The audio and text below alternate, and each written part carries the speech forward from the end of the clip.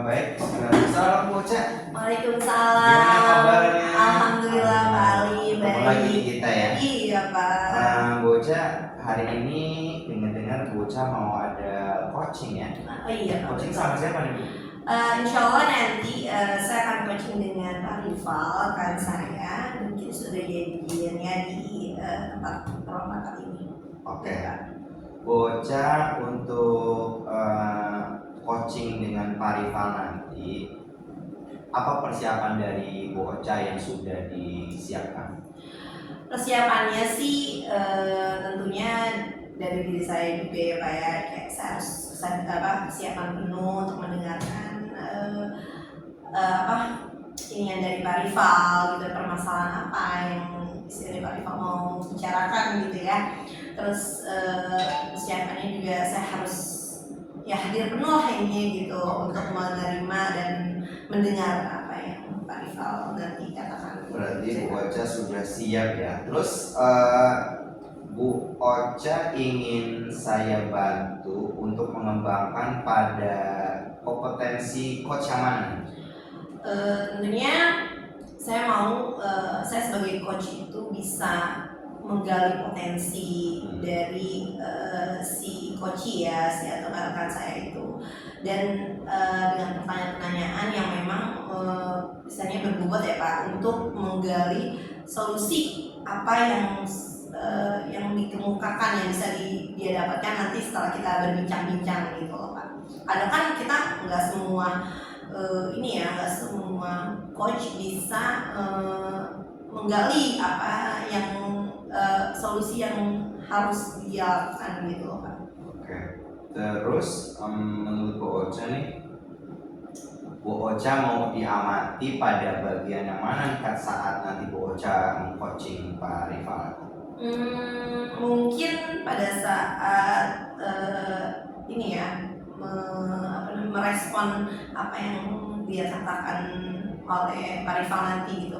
Terus apakah saya betul-betul kesadaran penuh nggak nih gitu. Kadang kan apa saya nanti bisa mikirkan yang lain. Kadang kan coach itu memang yang penting itu adalah kesadaran penuh Pak.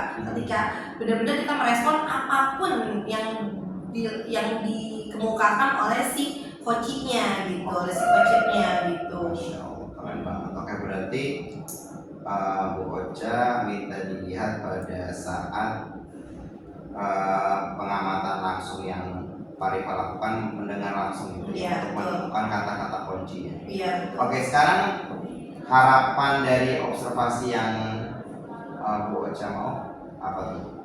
Harapannya nanti ketika kita sudah berbincang, kita bisa menemukan solusi ya Pak. Istilahnya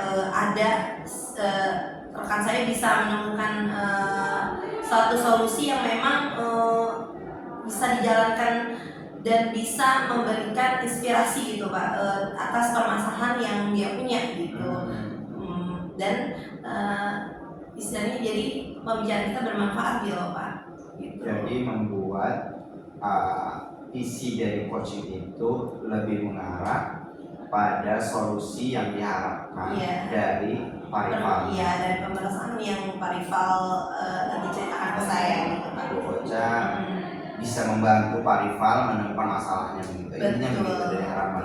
Betul Pak. Oke, Bu Ocha, itu yang akan saya berarti saya suruh di situ ya. Oke. Iya. Baik. Sekarang Iya, saya izin untuk mendengarkan gitu. Bapak, ini saya izinnya saya mendengarkan. Ya, ini begini kan. Iya Pak. Baiklah kalau begitu saya minta izin dari Bu Ocha kalau saya nanti akan melihat prosesi dari coaching yang akan Bu Ocha lakukan dengan Pak Rival. Baik, izinkan ya. Siap Pak. Baik, terima kasih Pak Ali sudah memberikan waktu dan bisa berkonsultasi. Siap. Terima kasih Pak Ali. Kan si Koci. Iya nanti deh. Jangan sampai 4 jam. Enggak. Berisik nih. Assalamualaikum Ibu. Waalaikumsalam. Pak Rival, silakan duduk Pak. Terima kasih Bu. Gimana nih? Kita udah siap Pak Rival? Insya Allah siap. Kira apa nih yang saya bisa bantu Pak Rival? Jadi begini, saya mempunyai anak yang dia tuh sudah sekitar 1 bulan. Oke. 1 bulan tidak masuk. Oh, lama ya. Terus? Dan beliau ini kan sekarang ini kan sudah kelas 5 ya, jadi sudah mengetahui tanggung jawabnya di sekolah. Dari itu saya ini resah nih kalau misalnya nanti dia tetap tidak seperti ini terus. Jadi saya merasakan kondisi si anak dari mulai tanggung jawab dari sebelumnya dan dirinya seperti itu. Kira-kira Pak Rifat sudah pernah melakukan upaya apa dengan kasus anak tersebut? Yang pertama saya bertanya kepada anaknya ketika dia masuk. Oh, ketika. Terus saya tanya kenapa kamu tidak pernah masuk atau sering banget sih sampai 1 bulan tidak masuk. Terus jawabannya ya karena ya telat, terus tidak ada jawaban yang pasti. Terus yang kedua saya mungkin menanyakan ke orang tuanya. Jadi apa nih ada kendala apa kenapa sih tidak masuk. Jadi baru seperti itu sih. Kalau boleh tahu seperti apa jawaban dari orang tua? Jawaban dari orang tua yang pertama kesibukan dari si orang tua tersebut. Yang kedua tidak ada yang mengantar. Yang ketiga jaraknya terlalu jauh. Gitu. Emang kira-kira berapa jaraknya Pak antara dari rumah ke sekolahnya? Nah kebetulan si anak ini pindahan Bu ya. Karena sebelumnya beliau itu tinggal di sekolah di Depok. Jadi dia pindah ke SD Mulia di Tebet, jadi agak jauh dari Depok ke Tebet. Jauh banget sih ya Pak. Iya. Agak lumayan jauh ya. Jadi mungkin perjalanan juga udah cukup ini ya. Kira-kira kalau saya boleh tahu ya Pak, dari pihak sekolah tanggapannya apa Pak? Dari pihak sekolah sendiri saya cuma dari pimpinan ya, terutama saya cuma diarahkan untuk pendekatan saja kepada orang tua. Nah itu sebenarnya pendekatan baik WhatsApp atau telepon. Lalu belum ada pendekatan selanjutnya sih Bu. Kalau dari 1 bulan tersebut, kira-kira berapa kali anak masuk ke sekolah? Dalam 1 bulan itu anak itu sering sekali tidak masuk itu dalam 1 minggu ya. Ya, dalam 1 minggu berapa kali masuk Pak? 1 minggu hanya 2 kali masuk, hari Kamis dan hari Jumat. Senin Selasa Rabu dia tidak pernah masuk. Berarti dia posisi memang di rumah atau di jalan Pak? Kalau sudah pernah konfirmasi? Konfirmasinya selalunya di jalan, tapi tidak sampai sekolah. Oh gitu. Ya, misalnya sang supirnya nih, dia udah diminta pulang, tapi dibolehkan sama orang tuanya. Oh, padahal sudah diantar pakai supir ya Pak ya? Sudah tinggal duduk manis tapi nggak nyampe gitu ya. Berarti ada apa nih gitu kan ya? Apakah saya juga nggak tahu nih hanya duduk saja, tapi memang jawaban orang tuanya ya tidak jauh Pak, terus anaknya kesiangan atau bagaimana sih? Lebih banyak mana nih kesiangan dari kalau saya lihat kan dia tadi Bapak ceritakan tadi dia pakai supir, otomatis kan istilahnya akomodasi oke dong gitu ya. Tapi kalau dari yaitu telat kesiapan dari si anak ini untuk bersekolah, lebih banyak mana nih Pak persentase alasannya gitu? Kalau dari pihak orang tuanya itu lebih banyak kesiangan. Itu Berarti kesiangan. Jadi jaraknya jauh Pak, jadi kesiangan. Kalaupun sekolah nggak memungkinkan untuk berangkat itu. Berarti Bapak sudah cukup istilahnya berkomunikasi aktif ya terhadap dari anaknya walaupun lagi masuk dan dari orang tuanya juga ya.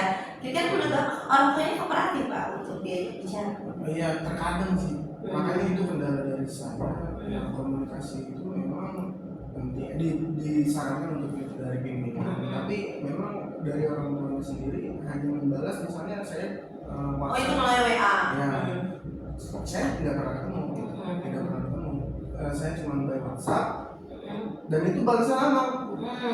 Sesungguhnya. Setelah 4 hari. Nah, terus kalau udah dibalas nih, jadi alasannya ya Pak, maaf saya sibuk begini. Ya, menurut saya komunikasinya kurang aktif. Bukan kurang aktif, kurang baik. Karena kalau komunikasi baik, ya antar timbal balik dari saya dan orang tua itu selalu timbal balik. Cuma dari pihak orang tua sendiri kurang merespon komunikasi dari saya. Gitu ya. Mungkin dari Bapak sudah tadi saya dengar Bapak udah upayakan komunikasi kepada orang tua dan pihak sekolah pun sudah istilahnya sudah berusaha untuk memberikan solusi juga ya Pak ya. Namun masih belum istilahnya anaknya masih banyak yang nggak masuknya di bagian masuknya gitu ya Pak ya. Kira-kira menurut Bapak ada nggak upaya alternatif yang memang mungkin saya belum lakukan gitu? Kira-kira? Rasa sih Bu, saya ingin sekali melakukan sedikit restitusi. Oke. Menurut saya sedikit restitusi ini bisa mencari titik permasalahannya di mana. Karena menurut saya bagi saya itu saya dan pimpinan baru melakukan hal yang itu saja gitu. Komunikasi. Namun belum ada persentase yang memang ini ya Pak ya cukup kenaikan ya istilahnya untuk masuk juga masih sama gitu ya, hadirannya masih banyak yang bolong-bolong istilahnya gitu ya. Iya Bu. Nah maka dari itu saya mau mencoba yang namanya metode segitiga restitusi seperti itu. Saya sangat mendukung sekali sih dengan segitiga restitusi, apalagi Bapak istilahnya segitiga restitusi kan itu lebih ke one by one ya, misalkan anak ke kita gitu ya, face to face juga, mungkin dengan itu akan ada solusinya ya Pak ya. Oke baik, kira-kira kapan Bapak untuk melaksanakan hal itu? Saya ingin melaksanakan segitiga restitusi tersebut ketika si anak itu masuk. Yang pastinya saya yakin ketika saya merestitusikan anak, saya yakin saya mempunyai data yang valid dan saya mempunyai jawaban yang terbaik gitu. Karena saya yakin anak akan berkata jujur, ada apa kondisi, kenapa kondisinya sudah berangkat tapi tidak jadi ke sekolah. Nah itu yang kita harus selidiki ya istilahnya, kita tahu gitu. Saya harus yang pasti saya menstabilkan apakah misalnya si anak ini tidak betah di sekolah. Lalu saya memvalidasikan, lalu saya membuat keyakinan si anak itu misalnya si anak itu ada apa sih sebenarnya, dan saya akan meyakinkan bahwasanya sekolah itu penting buat si anak tersebut. Oke, baik Pak. Saya sangat apresiasi sekali sih atas inisiatif Bapak untuk bisa metode segitiga restitusi untuk kasus ini gitu ya, untuk permasalahan yang Bapak lakukan, yang Bapak canangkan. Saya sih berharap semoga apa yang Bapak rencanakan ini bisa terwujud dengan baik, lancar dan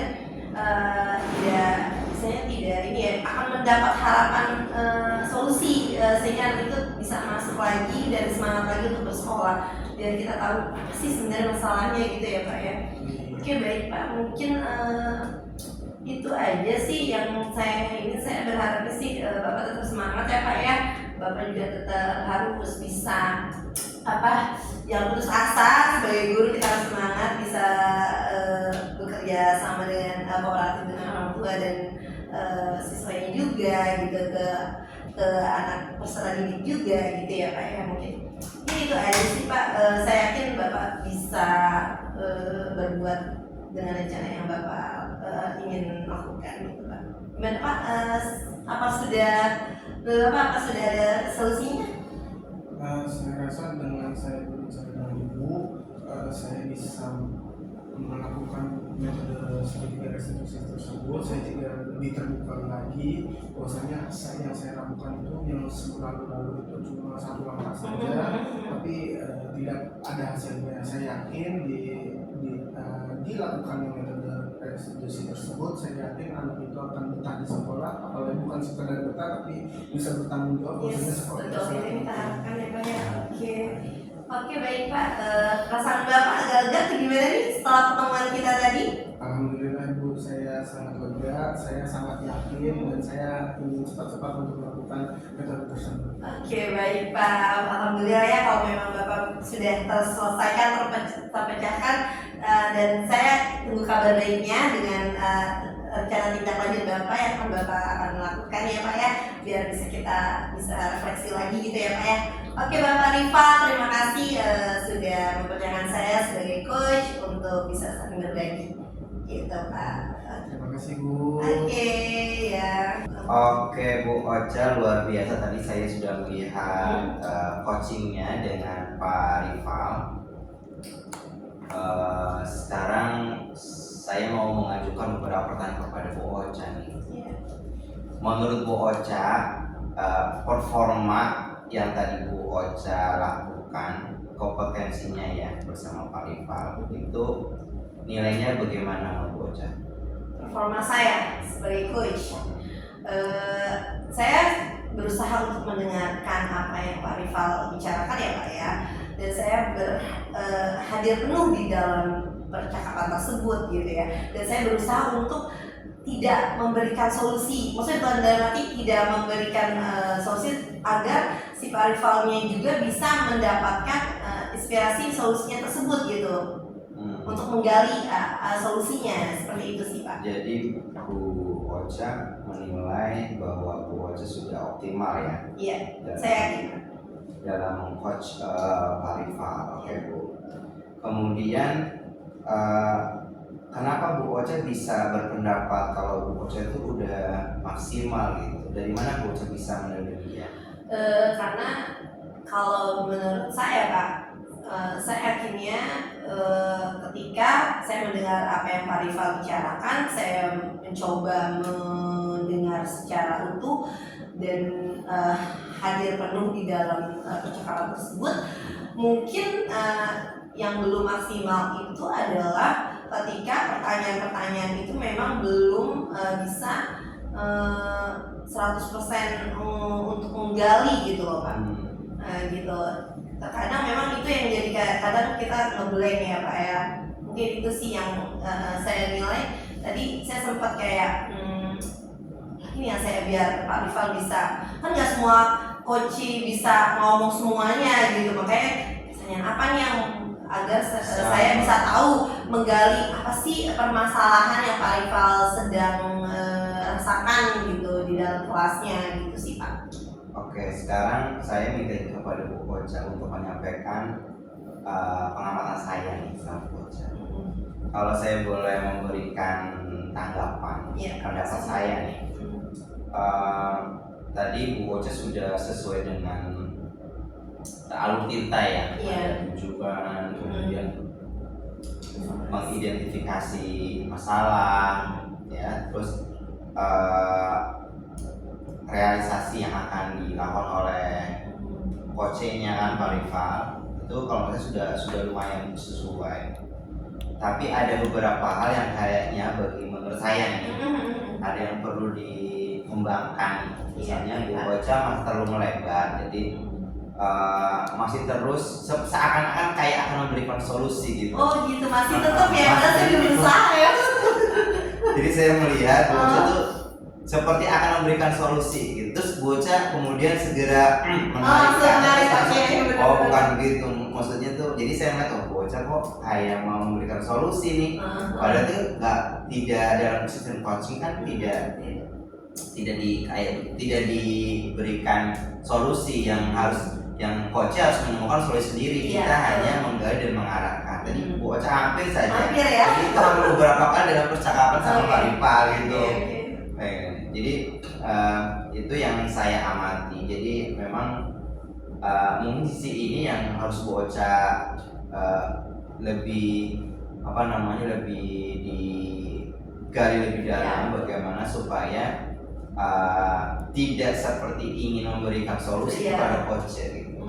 Jadi betul-betul murni dari sang coach yang mendapatkan solusi itu dari pertanyaan-pertanyaan yang kita berikan kepada coachnya gitu. Tapi luar biasa sih sudah